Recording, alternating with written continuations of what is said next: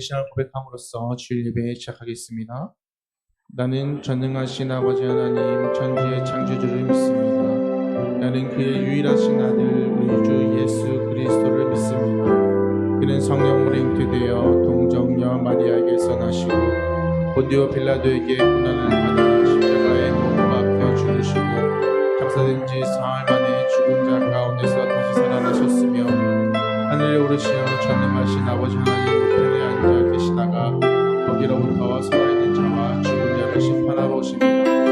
나는 성령을 믿으며 거룩한 공교회와 성도의 교제와 죄를 용서받는 것과 몸의 부활과 영생을 믿습니다. 내가 누려왔던 모든 것들이 내가 지나왔던 모든 시간이 내가 걸어왔던 모든 순간이 당연한 건 아니라 은혜였어. 아침에 해가 뜨고 저녁에 노는 꽃향기와 가을의 열매 변하는 계절의 모든 순간이 당연한 건 아니라 은혜야. 내가 이 땅에 태어나 사는 것 어린아이 시절과 지금까지 숨을 쉬며 살며 꾸는 삶 당연한 건 아니라 은혜였어. 내가 하나님의 자녀로 살며 오늘 찬양하고 예배하는 복음을 전할 수 있는 축복이 당연한 건 아니라 모든 것이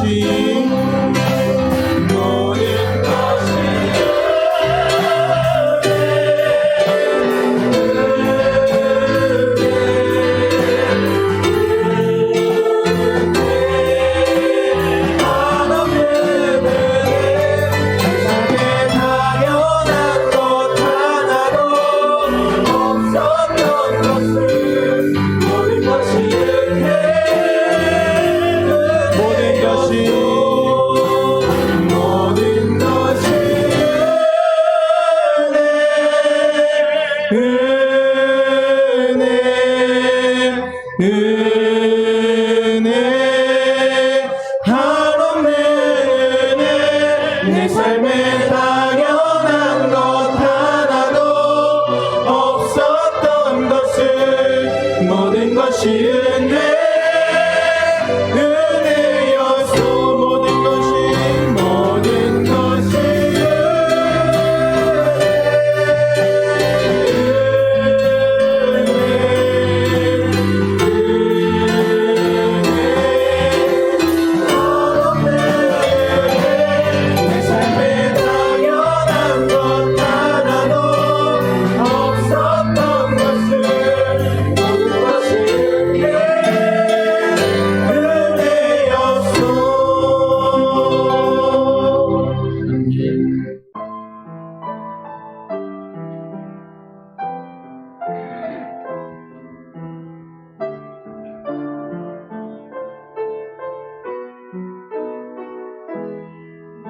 지극히 작은 자 죄인 중에 괴수 무익한 날 부르셔서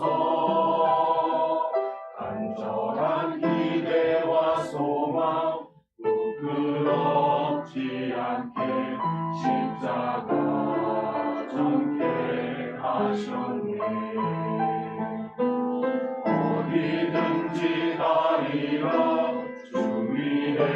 위해서라면 나는 전하리 그 십자가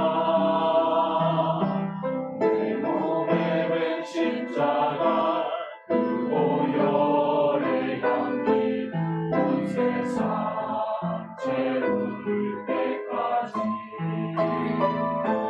살아도 주를 위해 죽어도 주를 위해 살아 죽으나 난 주의 것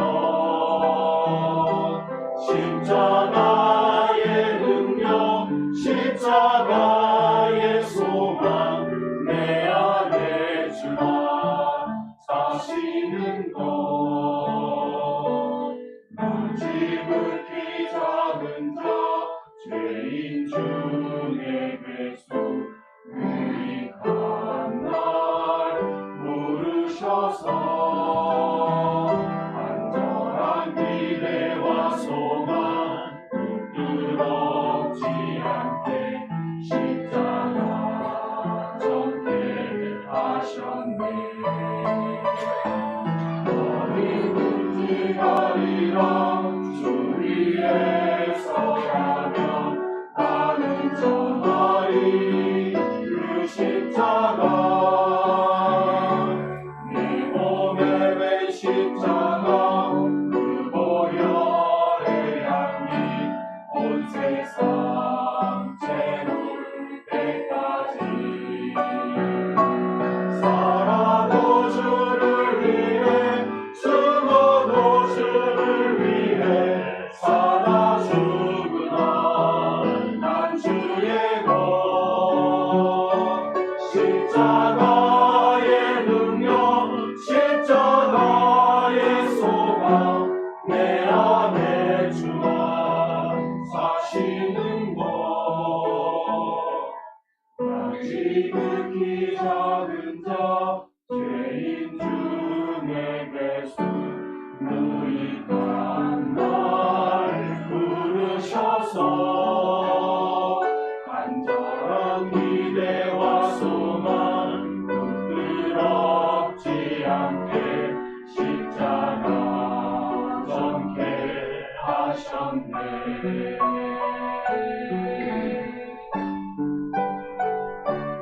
내 사랑 나의 십자가 이사야서 53장 1절로 9절 말씀을 가지고 고난받는 종 이런 제목으로 하나님 말씀 전하겠습니다.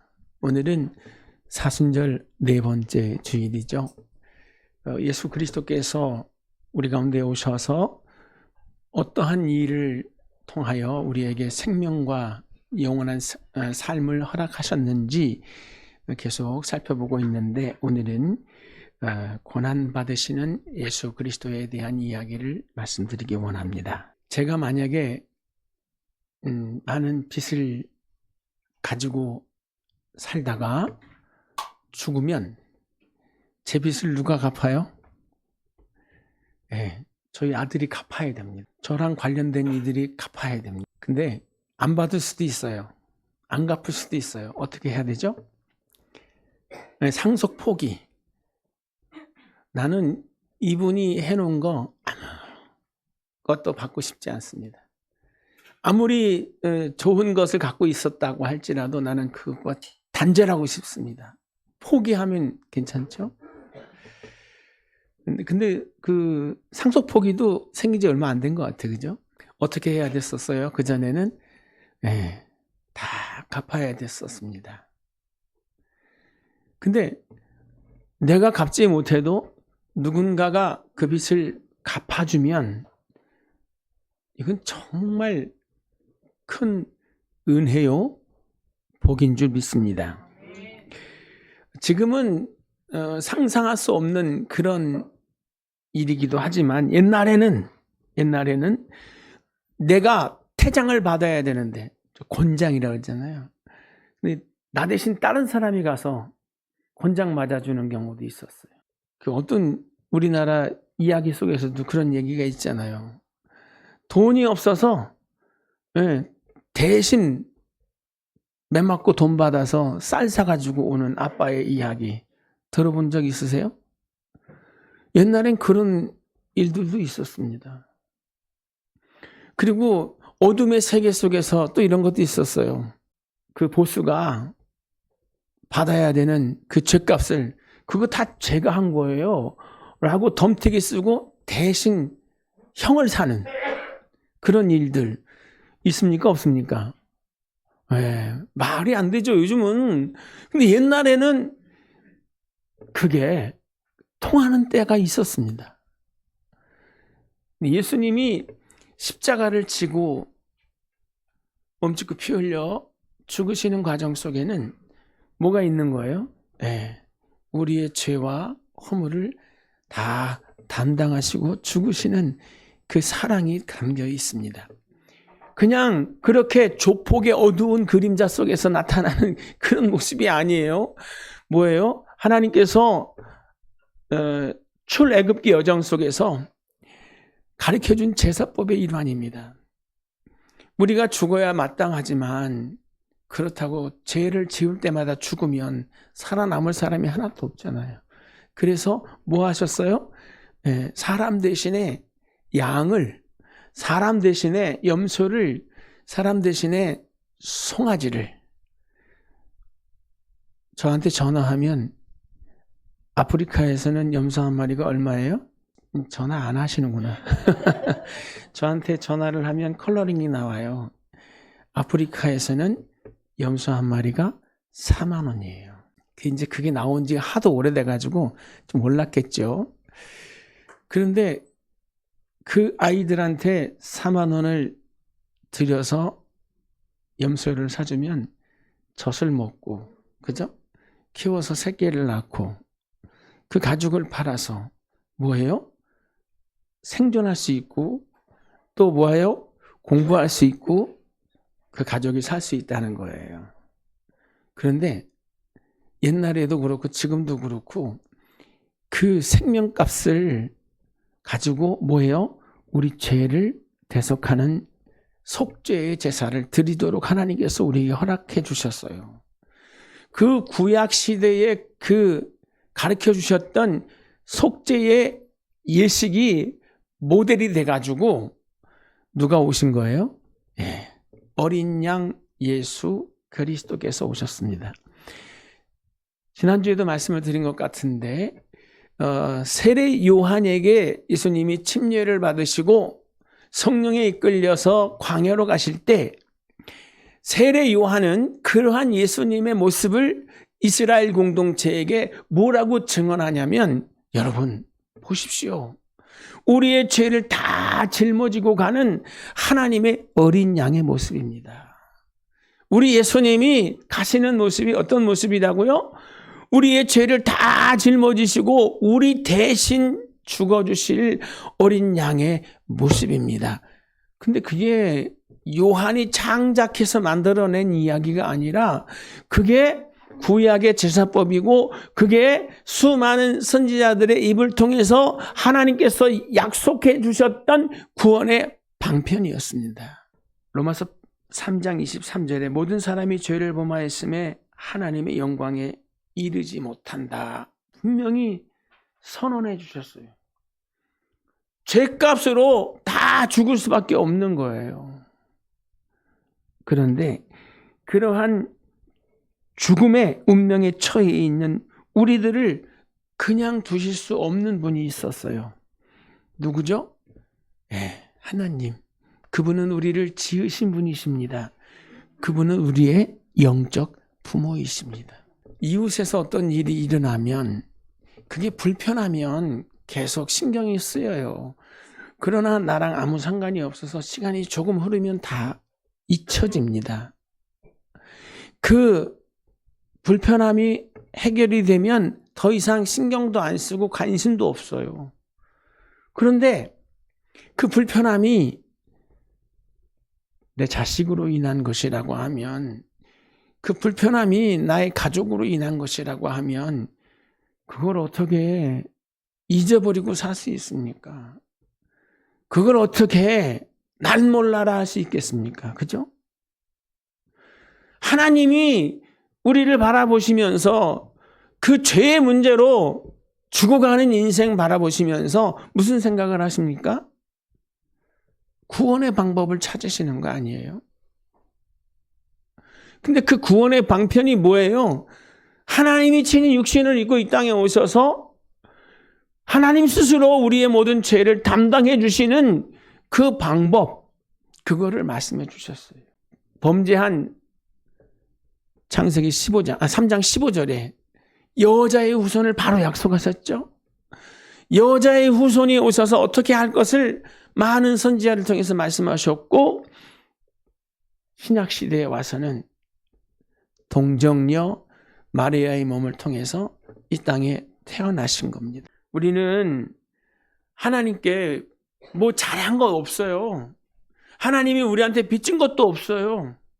그런데 그 만극한 은혜를 베풀어 주셨어요. 이유가 뭡니까? 딱 하나예요. 이유가 딱 하나.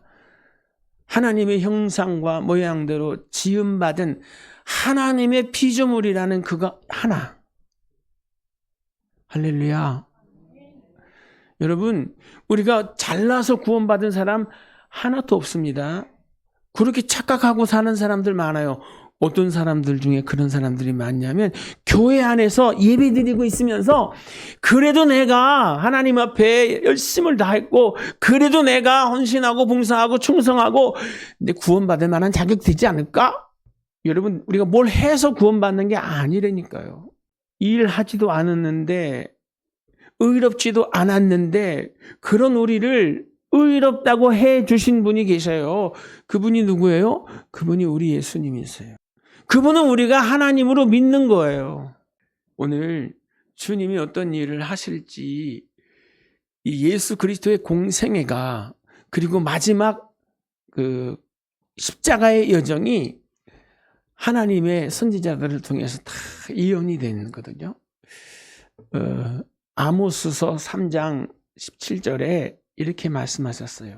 하나님은 일하시는 하나님이잖아요. 하나님은 우리가 알지 못했던 크고 비밀한 일들을 이루시는 분이세요. 그런데 그냥 하지 않으세요. 어떻게 하십니까? 미리 선지자들로 말씀하시고, 즉 선지자들의 입을 통해서 우리에게 말씀해 주세요. 하나님이 어떻게 이 문제를 푸실 건지, 하나님이 어떻게 인류를 구원해 내실지 이것을 다 말씀해 주세요. 그래서 그것이 기록된 게 뭐예요? 성경이에요. 지금 우리는 이루어지지 않는 한 가지 일, 뭐죠? 예수께서 오신다는 이야기, 예수께서 그렇게 죽으시고 부자의 무덤에 누이시고 부활하실 것 다 들었어요. 그죠? 승천하실 것까지. 그리고 예수님 친히 입을 열어서 말씀하시죠. 내가 가는 것이 너에게 유익이다. 내가 가면 아버지께 구하겠으니 그가 또 다른 보혜사를 너에게 주사 영원토록 너희와 함께하게 하실 것이다. 그는 뭐 하시는 분이세요? 보혜사, 곁에서 우리를 도우시고 변호하시는 상담자 같은 분이시라는 거예요. 그것까지 다 됐잖아요. 그분이 오시는 것이 뭐 때문에 오세요? 그분이 우리 가운데 오셔서 우리의 능력이 돼가지고 우리로 인하여 하나님의 나라를 전하게 하시도록 하려고 오신다 그랬어요. 오순절 사건 이후에 교회는 부흥의 역사가 임하였고 성령의 놀라운 그 기운을 힘입어서 그 능력을 덧입고 전 세계, 즉 예루살렘과 온 유대와 사마리아와 땅끝까지 이르러 복음이 전파됐습니다. 창세기 12장에 아브라함을 선택하시면서 뭐라고요? 너로 인하여 모든 민족이 복을 받을 것이니라. 많은 민족의 조상이 되게 할 것이다. 지금 여러분 전 세계의 모든 나라의 크리스찬들은 아브라함을 나의 아버지 아브라함이요, 우리의 조상이요, 믿음의 조상이요 이렇게 얘기합니다. 크리스찬만요? 아니에요. 유대교도들도 그렇고 이슬람교도들도 그렇고 다 뭐예요? 아브라함을 믿음의 조상으로 여깁니다. 놀랍지 않나요? 근데 한 가지 이루어지지 않은 것이 있어요. 뭐죠? 주님이 우리를 위해 거처를 준비하실 것이고 그 거처가 다 준비되면 주님이 우리 가운데 다시 오셔서 우리를 준비하신 그곳으로 이끌어 주신다는 이 사실 하나 남았습니다. 이 사실이, 이 언약이 이루어지기 전에 주님이 당부하신 것이 있어요. 이런 일이 일어나야 되지만 이런 일을 보거든 주님이 오실 날이 가깝구나 라는 생각을 하라고 말씀하셨어요. 그런데 지금 우리가 사는 이 시대의 상황 속에서 주님이 말씀하시는 그런 일들이 보여져요. 근데 언제 오신다고는 말을 못해요. 왜? 성령도 모르고 누구도 모르고 아들도 모르고 누구만? 아버지만 아시니까. 참 우리 하나님 지혜로우세요. 그죠? 언제 온다고 하면 막 준비하고 그죠? 열심을 낼 텐데 그 얘기를 안 하세요. 언제 올진 모르지만 내가 반드시 온다. 그러니까 너희는 어떻게 하고 있으래요? 깨어 있어라. 깨어서 준비하고 있어라. 내가 와서 그렇게 충성된 모습으로 삶을 꾸려가고 있는 사람들을 보면 내가 그 행한 대로 갚아줄 것이다. 그죠? 악하고 게으른 종이 되면 어떻게 해요? 바깥 어두운 데 쫓겨나서 거기서 슬피 울며 이를 갈미 있을 것이라 하셨습니다. 이렇게 다 이루어 가시는 거예요. 그런데 그 모든 하나님의 역사 가운데 딱 하나, 오늘 저와 여러분이 살펴볼 수 있는 고난받으시는 예수 그리스도를 통해서 이루시는 그 엄청난 혁신이 뭐예요? 십자가예요. 그가 찔림은 우리의 허물을 인함이고 그가 사함은 우리의 죄악을 인함이고 그가 징계를 받음으로 우리가 평화를 누리고 그가 채찍에 맞으심으로 우리는 나음을 입었다 하시는 이 귀한 언약의 말씀, 죄 문제에 대한 해결입니다. 그 죄로 인한 가난과 저주의 문제를 해결하는 것입니다. 그 문제를 해결받고 우리는 어떻게 살아요? 그 문제가 해결된 사람들은 어떻게 살아요?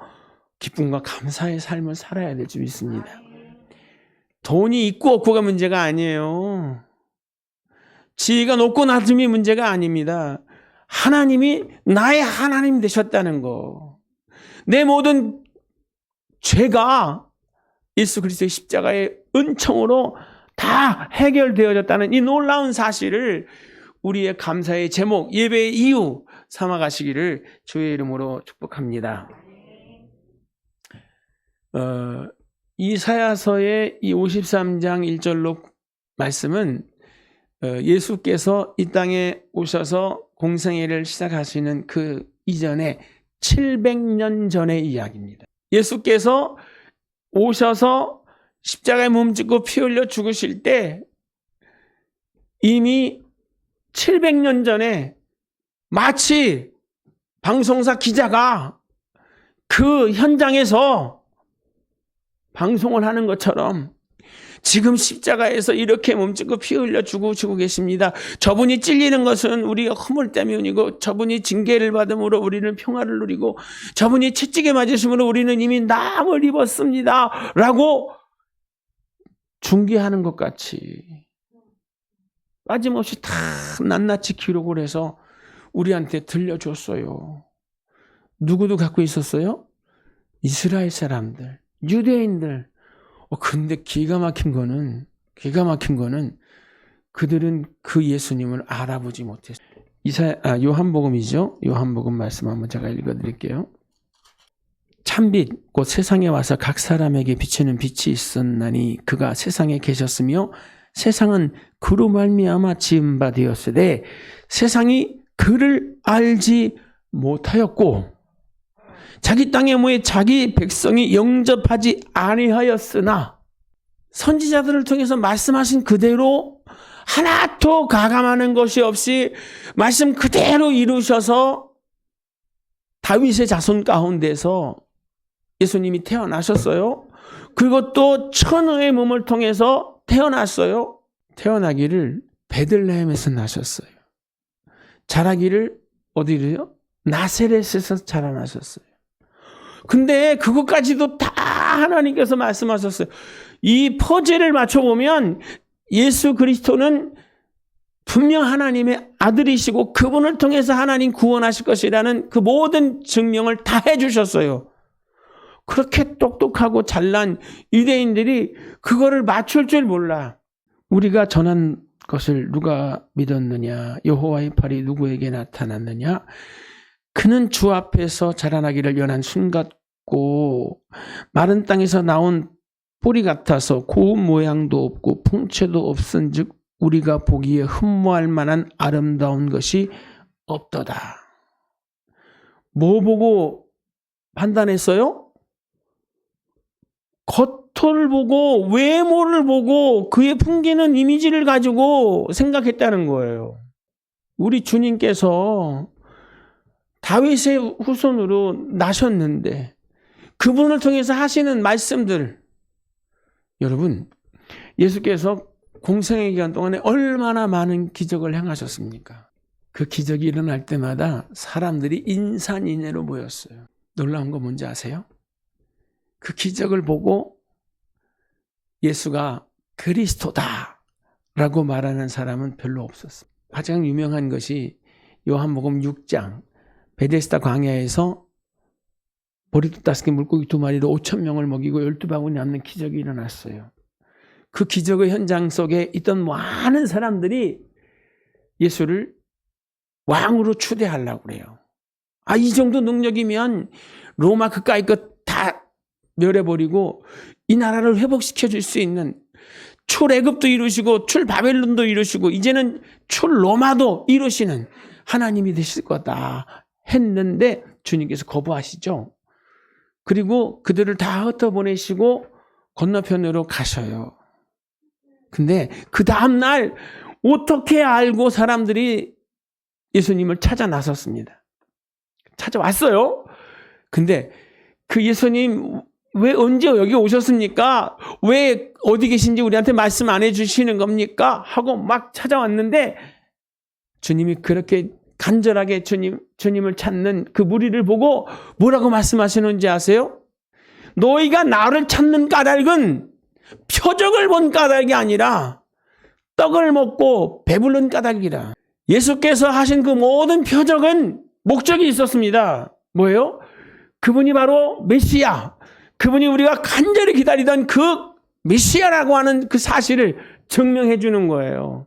사람들은 입을 통해서 뭐라고 했습니까? 저가 니기에 바람과 파도도 순종을 하는 거, 저가 니기에, 저가 도대체 어떤 분이시기에 이러한 일들이 일어나는가? 사람으로는 할 수 없는 일들이 예수 그리스도를 통해서 일어났잖아요. 그죠? 하나님이시구나. 그 약속하셨던 그 메시아가 지금 이렇게 우리 가운데 함께하고 계시는구나 라고 했어야 되는데 그럴 줄 알았는데 그들은 또 예수님을 찾아왔는데 뭘 원해요? 표적을 원하는 거예요. 표적을. 또 떡을 좀 만들어 주시면 안 되겠습니까? 예수 믿는 이유가 뭐예요? 왜 교회 나오시죠? 예수 믿고 복 받기 원하시죠? 예수 믿고 자녀 잘 되기 원하시죠? 예수 믿고 사업 잘 되기 원하시죠? 그죠? 그거를 구해요. 예수님 당시에 유대인들이 예수님을 찾아 나서요. 예수님이 어디 계시다고 하면 산으로 몰려가고 예수님이 바다에 계시다면 바다로 몰려가고 가서 뭘 구해요? 표적을 구해요. 오늘은 무엇으로 우리의 줄임배를 채우시겠습니까? 오늘은 무엇으로 우리의 삶의 필요를 채워주시겠습니까? 하거든요. 근데 예수님은 그러한 사람들을 그렇게 반기지 않으시는 것 같아요. 뭐 하는 사람을 원하세요? 하나님은 영이시라 예배하는 자는 신령과 진정으로 예배할 것이니라.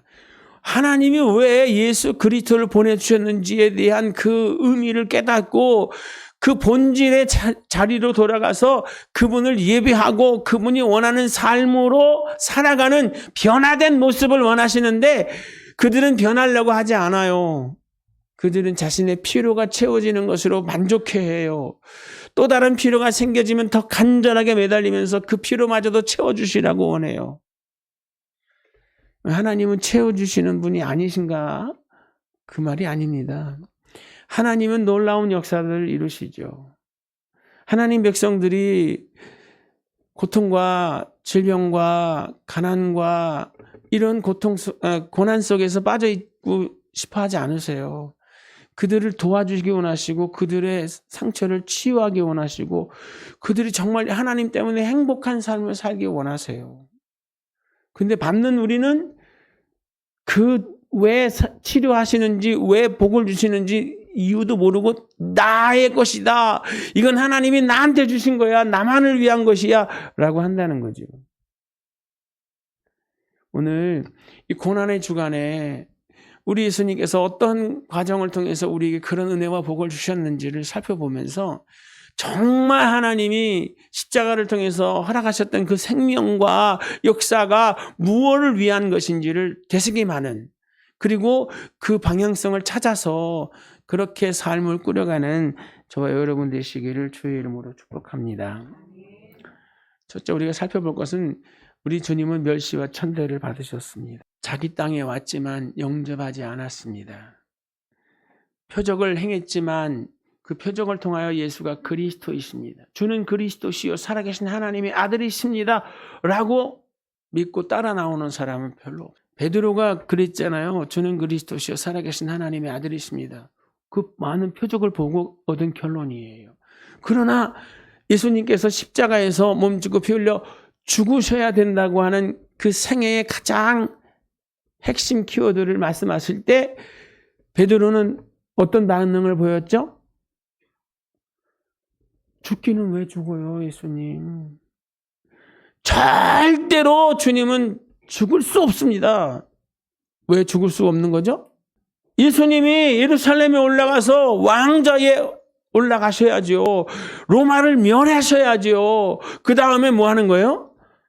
그 영광의 자리에 이르렀을 때 나는 좌편에, 요한은 우편에, 이제까지 모든 것을 다 버려두고 주를 따랐던 우리들에게 그 혜택이 임해야 되지 않습니까? 여기서 죽어버리시면 그 우리는 뭐가 되는 겁니까? 이러면서 주님의 길을 가로막고 쓰잖아요. 네가 나를 생각하는 것처럼 말하는데 너는 나를 넘어지게 하는 자다. 예수님은 뭘 원하시는데요? 하나님이 원하시는 그 큰 그림을 그리고 있는데, 하나님이 원하시는 그 뜻을 이루기 원하는데, 그 메시아를, 그 그리스도를 십자가로 가는 길을 막아서는 게 베드로예요. 왜? 자기 이해관계 속에 빠져서 안 된다는 거거든요. 이게 뭐예요? 주님 눈에는 사단으로 보이는 거예요. 사탄아, 내게서 물러가라. 오늘 우리도 모르는 사이에 뭐예요? 주님의 길을 막고 있는 건 아닙니까? 성령이 우리에게 임하시면 우리는 그 능력을 힘입어서 그 하나님의 나라, 아버지가 원하셨던 예수 그리스도를 통해서 이루신 그 하나님의 나라를 우리의 삶을 통해 퍼뜨려 가야 돼요. 근데 딱딱딱 걸려지고 딱딱딱 막혀지고 절대 내 밖으로 안 나가. 나 다음으로 안 나가. 그러면 하나님은 그런 모습을 보시면서 어떻게 생각하시겠습니까? 그죠? 그러니까 오늘 이 고난주간 사순절 네 번째 주일을 통해서 우리 주님이 왜 고난 받으셨는지 그 의미를 되새김하면서 나는 어떻게 살아야 될까? 나는 지금 하나님의 그 크신 은혜 앞에서 지금 주어진 삶의 현장 가운데서 어떻게 답할 수 있을까 고민하는, 그리고 결단하는 저와 여러분 되시기를 주의 이름으로 축복합니다. 그 다음에 예수님은 어떠신 분이었느냐면 처절한 대속적 고난을 겪으셨어요. 그냥 받으시는 게 아니에요. 머리에 가시면류관을 쓰시고 39대 40에 하나 감한 매를 맞으셨고 양손과 양벌에 대못을 박히셨어요. 그리고 죄가 하나도 없는데 빌라도도 헤롯도 예수님에게 죄가 없다는 거예요. 죄를 찾을 수가 없다는 거예요. 죽을 죄를 진 게 없다는 거예요. 그래서 방면하려고 하는데 누가 그 길을 막죠? 왜? 유대의 군종들이 폭도로 변하려고 그래요. 폭도로 변하려고 그래요. 야, 이러다가는 밀란이 일어나겠구나 해서 죄도 없는 예수님을 내어주는 거예요. 니들 마음대로 해. 초법이 되는 거죠. 그래서 예수님은 끌려가서 어떻게 해요? 정말 최악의 고난을 겪으시고 죽으십니다. 근데 그 과정 속에 다 의미가 있었어요.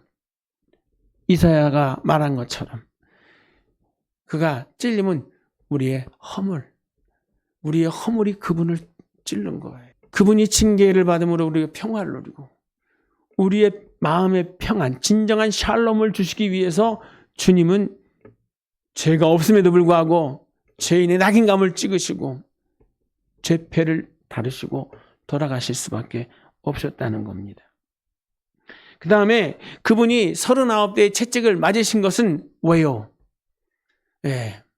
정말 살아도 사는 것 같지 않은 이런 질병 가운데 허덕이고 있는 분들이 많습니다.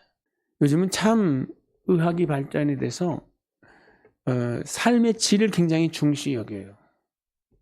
생활하는데 불편함이 없도록. 병이 있는데도 불구하고 환자 같지 않아요.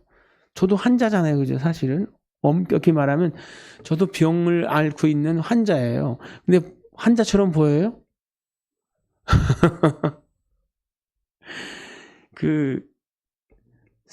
새홍대교회인가요? 신홍대교회인가? 그 목사님 있잖아요. 그분이 폐암 선고를 받았더라고요. 이제 설교를 듣다 보니까. 그래서 시한부 인생이에요. 근데 너무나 박력이 넘치고 힘이 넘치게 막 설교를 해요. 근데 그 내용을 딱 듣고 나서 깜짝 놀랐어. 암 환자였네? 좀 치료 중이에요. 근데 그렇게 안 보여. 우리 교회 안에서도 우리 권사님도 그렇고 우리 집사님도 그렇고 아프신 분들이 계셔요. 근데 아픈 티를 안 내시는 것 같아요. 진짜 아프신데, 그죠? 여러분, 고통스럽거든요, 사실은. 많은 삶에 제한이 있거든요. 뭐 하다가도 아이고 약 먹어야지 하고 챙겨야 되고 뭐 하다가도 뭐 해야지 삶이 다 끊기는 거예요. 제한이 되는 거예요.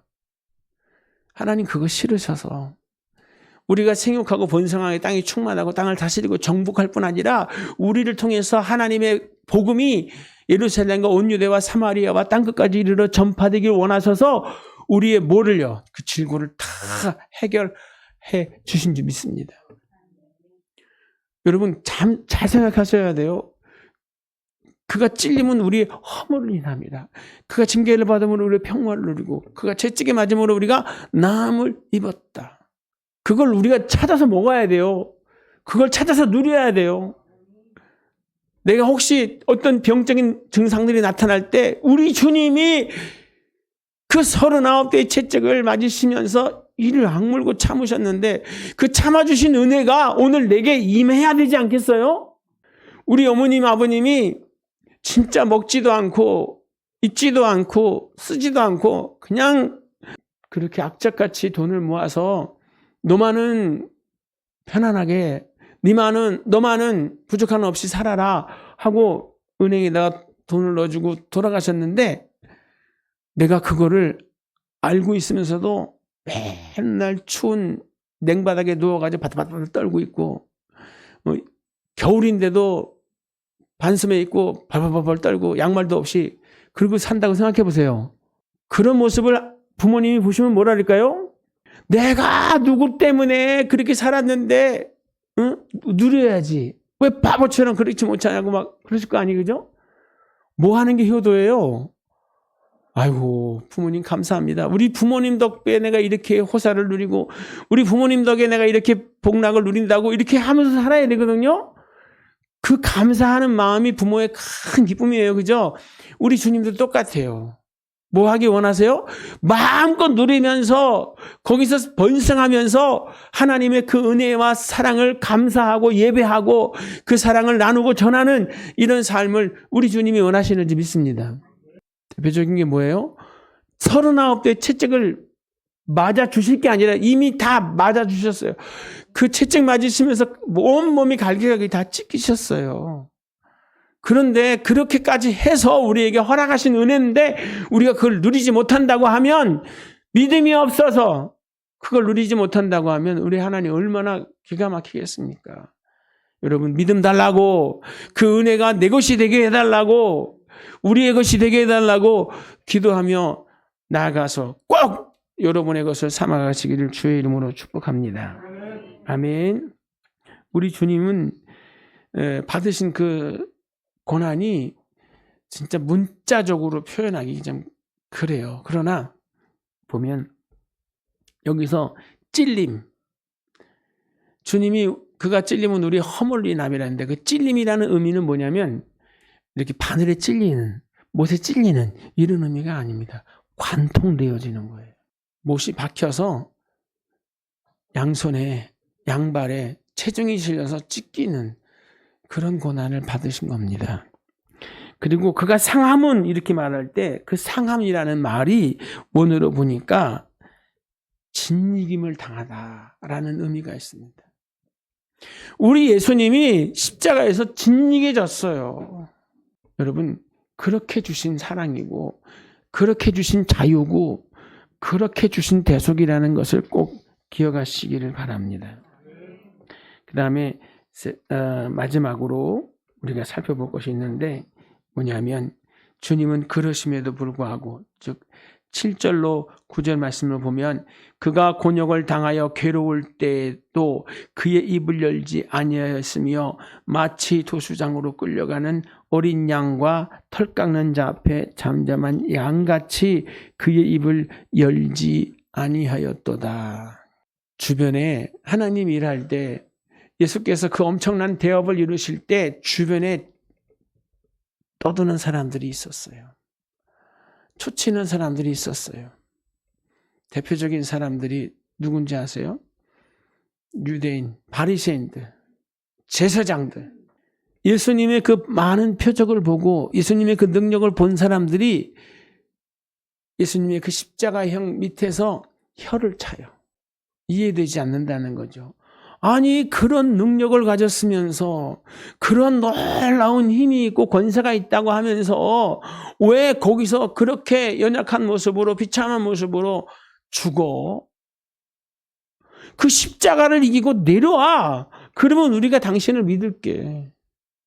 당신이 말하는 그 하나님의 나라, 당신이 말하는 그 놀라운 능력, 권세 보여줘. 한 번 더 표적을 보여줘.